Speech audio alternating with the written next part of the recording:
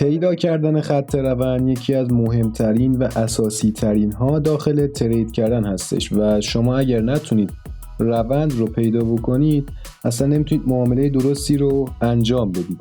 پس اصل مهم این هستش که شما بتونید پیدا کنید که داخل چه روندی هستید و قراره به کدوم سمت برید. از نقطه A قراره برید به نقطه B با چه قدرتی و با چه شدتی. و توی این ویدیو قراره بهتون بگم که چطوری خط روند رو پیدا کنید و تشخیص بدید چقدر روندتون قدرتمنده و به چه سمتی داره حرکت میکنه.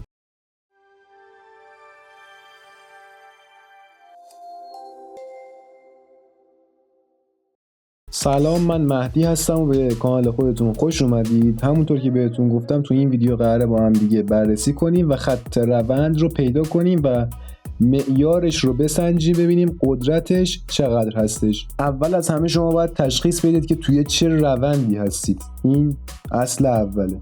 از کجا بفهمیم که توی چه روندی هستیم؟ خطمون رو برمی‌داریم و میایم داخل چارت. ببینید اینجا یه روندی تشکیل شده، درسته؟ خیلی هم تر و تمیز تشکیل شده. اینجا ما سقفی رو داریم که شکسته شده و دوباره بهش واکنش نشون داده. ببینید به این سطح برگشته، قیمت یه سقفی رو اینجا ایجاد کرده و دوباره تو این قسمت بهش برگشته. روند به سمت بالا هستش و روند قدرتمندی هستش. نمیتونیم بگیم خیلی قدرتمنده، به این میگن روند قدرتمند. و دقت بکنید تو مرحله بعد هم همین اتفاق افتاده، یه سقف جدید و دوباره واکنش به همون سقف، بلکه دو بار واکنش نشون داده بهش. روندهای بسیار قدرتمند چه روندهایی هستن؟ دیگه اون سقف قبلی رو نمیتونن لمس بکنن. به چه معنی هستش؟ به این معنی هستش که ما الان اینجا هم یه روندی رو داریم و اگر دقت بکنید سقف های ما اینجا هست، سقف های تشکیل شده ما این ناحیه ها هست.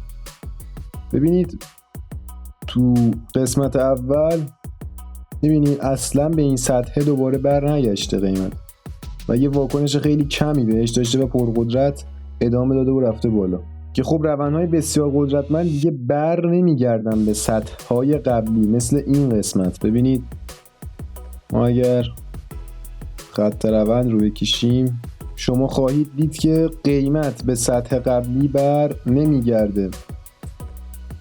به طور مثال الان سقف ما اینجا هست و هیچ واکنشی دیگه بهش نشون نداده، اومده تا نزدیکیاش رسیده ولی بهش نخورده و رفته بالا. اینها روندهای قدرتمند ما هستن که نمونه‌های زیادش پیدا میشه و روندهای بعدی ما روندهای ضعیف میشه گفت، متوسط میشه گفت. روند متوسط به چه شکل هست؟ میاد سقف قبلی رو لمس میکنه و داخلش گیر میکنه. به چه شکلی؟ بذارید من روی چارت نمونهش رو براتون پیدا بکنم تا با مثال متوجه بشید. اگه از این سبک ویدیوها خوشت میاد کانال رو سابسکرایب کن که بهت نوتیفیکیشن ارسال شه و جزو نفرات اولی باشی که میاد و پلیلیست منو تماشا میکنه. و این ویدیو رو لایک کن که در معرض دید افراد بیشتری قرار بگیره که اونا هم بتونن از این محتوا استفاده بکنن. بریم سراغ ادامه صحبتمون. خب دقت بکنید این ناحیه هم الان یه روندی هست، درسته؟ این قسمت یه روندی هست. سقف های ما کجاست؟ این ناحیه. دقت بکنید اومده توی این قسمت گیر کرده و دوباره رفته بالا، دوباره اومده توی این قسمت در ادامه بهش گیر کرده، واکنششون داده و از همینجا رفته بالا. بار سوم اومده و واکنششون داده، گیر نکرده و قدرتمند شکسته و ریخته به سمت پایین و نزول خودش رو ادامه داده. روندهای ضعیف هم که دیگه مشخصه دیگه، میشه بدون روند، یعنی خط صاف و محدوده تریدینگ رنج. سقف بالاتر، سقف پایینتر، سقف بالاتر، سقف پایینتر، مجدد سقف بالاتر، دقت میکنید و این از سمت پایین سقف پایینتر، سقف پایینتر و سقف بالاتر. به این محدوده میگن بدون روند، چون بازار نه بالا میره نه پایین میاد، بازار بدون تصمیم هستش. مفهوم بعدی که باید بهش دقت بکنید ویکلی مپ هست. ویکلی مپ چیه؟ الان بهتون توضیحش میدم. ببینید شما هفته گذشتهتون یه روندی رو داشتید دیگه، درسته؟ هفته گذشته بازارتون یه روندی رو مشاهده کردید، طی کردید تا حالا به اون جایی که الان هستید رسیدید. من یه ذره چارتو کوچیک‌ترش میکنم تا راحت‌تر بتونیم با هم ببینیمش. پنجم و دوم دقت کنید، اینجا دقیقاً آغاز هفتمون هست.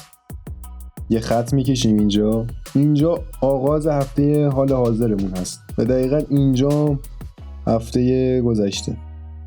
یعنی این محدوده یک هفته طول کشیده و زمان برده تا تشکیل بشه. خب محدوده که ما مشخص کردیم اینجاست. من تایم فریم رو آوردم روی 1 ساعته تا یه ذره محدوده بزرگتر بشه تا قابل دید باشه.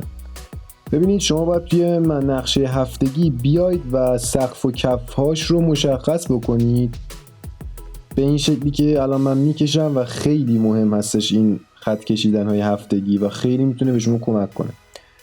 شما الان در حال حاضر توی این قسمت هستید و این هفته است دیگه. این هفته تموم میشه، شروع کنید خط کشی کردن، منتظر نباشید هفته بعدی شروع بشه. هفته تموم شد شما خطاتون رو بکشید. یه خط اینجا میکشید، من رنگش رو هم تغییر بدم که متمایز باشه با بقیه. یه خط اینجا، خط بعدی هم توی پایین ترین قیمتی که این هفته به خودش دیده. حالا ارزش چند واحد هستش؟ ارزش 1080 واحد هستش. 1080 واحد تقسیم بر 2 میشه زیولوش 540. ما یه دونه خط هم باید بندازیم روی 540. 540 ما روی چه عددی وای میسته؟ ببینید روی 24 23. به این گوشه صفحه دقت بکنید. 24 23 این مرکزش هست و 540 رو تقسیم بر 2 بکنیم میشه 270 تقریبا. 270 هم میفته روی قیمت 24.50. 24.51 و 24.50 مرکز قسمت ها رو مشخص میکنیم و اینجا هم باید یه 23.95 یه خط هم میندازیم روی 23.95. خب مرکز هاشون رو مشخص کردیم. حالا تو هفته بعدی شما بیاید و ببینید چقدر واکنش نشون داده به این سطح های مهم. شاید از نظر شما یه خطایی بود که تو این هفته کشیدید و بی‌معنی هم بوده، ولی وقتی که وارد هفته بعدی میشیم و من تایم فریم رو میبرم بالاتر، واکنش ها رو ببینید به این سطح هایی که ما مشخص کردیم. این بالاترین سطحی بود که بود و سطح های بعدی هم توی این قسمت هستن. آغاز هفته اینجاست. دقت بکنید از همون اول هفته واکنش ها رو دارید میبینید. واکنش اول، واکنش دوم، واکنش سوم و چهارم پیاپی پشت سر هم 2 تا سطح رو رد میکنه و واکنشش رو انجام میده.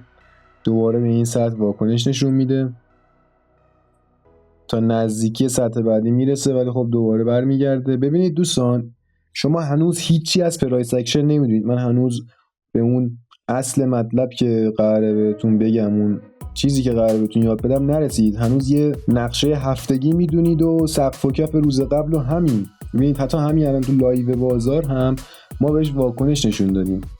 دقت میکنید چقدر میتونه بهتون کمک کننده و تاثیرگذار باشه. شما با همین سطح ها میتونید سطح ها رو مشخص بکنید، سطح ها رو پیدا بکنید. تایپر میتونه به 5 دقیقه و اینجا که داره به این سطح نزدیک میشه و قراره بهش واکنش نشون بده، شما آماده باشید. یا همین سطحی که اینجا ریخته، اگر شما من یه خط اینجا بکشم، اون موقع است که متوجه میشید چه قدرتی داره این سیستم. ببینید اینجا سطحی بوده که بهش واکنش نشون داده و یه بازی توش کرده، به حالت مگنتی و آهنربایی حالت رفته و دوباره برگشته و اینجاست که شما کندل پینبار رو فکر کنم دارید میبینید. من این خط رو از اینجا وردارم شما دیدتون بهتر میشه. ببینید اینجاست که میگم پینبار روی سطح‌های مهم باید پیدا بکنید. پینباری که میاد مثلا این وسط تشکیل میشه برای ما مهم نیست، چون سطح مهمی نیست برای ما. پینباری که اینجا تشکیل میشه برای ما مهمه. پینباری که این بالا تشکیل میشه برای ما مهمه. دقت میکنید یه پینبار خوشگل دقیقاً کجا بود؟ من این خط رو کشیدم کنار دیگه، دقیقاً روی سطح مهم ما بود. روی سطح مهم ما یه پینبار تشکیل شد اگر از همینجا وارد معامله شده بودید حد ضررتون رو میذاشید پشت این کندل، تا اینجا میتونستید باهاش برید، نه تا اینجا باهاش میرفتید. دیگه من بلند پروازی نمیخوام بکنید، تا همینجا باهاش میرفتید، تقریبا حد سود 3-1 رو بهتون میداده. دیگه تو این ویدیو بیشتر از این نمیخوام توضیح بدم، چون اومده بودم که خط روندها رو پیدا کنیم با هم دیگه و یکی از اساسی ترین ها داخل پرایس اکشن پیدا کردن خط رونده. یعنی اگه شما نتونید متوجه بشید که الان در حال حاضر بازار توی ناحیه، به طور مثال تو قسمت A هست بازار، تو نقطه A هستیم و قراره به نقطه B بریم، درسته؟ اینو هممون میدونیم که از نقطه A قراره بریم به نقطه B. اینکه چجوری باید بریم به نقطه B مهمه برای ما. اینکه نقطه B رو بدونیم کجاست برای ما مهمه. اینکه مسیرش رو پیدا کنیم مهمه. تو این ویدیو با هم دیگه متوجه شدیم که چجور خط روند پیدا بکنیم و دقت میکنید دوباره داره به همین سطح واکنش نشون میده و احتمال زیاد هم ادامه روندش رو به سمت پایین ادامه میده، چون هنوز توی روند نزولی هستیم. امیدوارم که از این ویدیو لذت برده باشید، نهایت استفاده رو بتونید ببرید از این ویدیو، چون نکات خیلی طلایی رو گفتم که ادامه کار ما با پرایس اکشن خیلی گذرمون به این مطالبی که توی این ویدیو گفتم میخوره. تا ویدیوهای بعدی شما رو به خدا میسپارم. خدا نگهدار.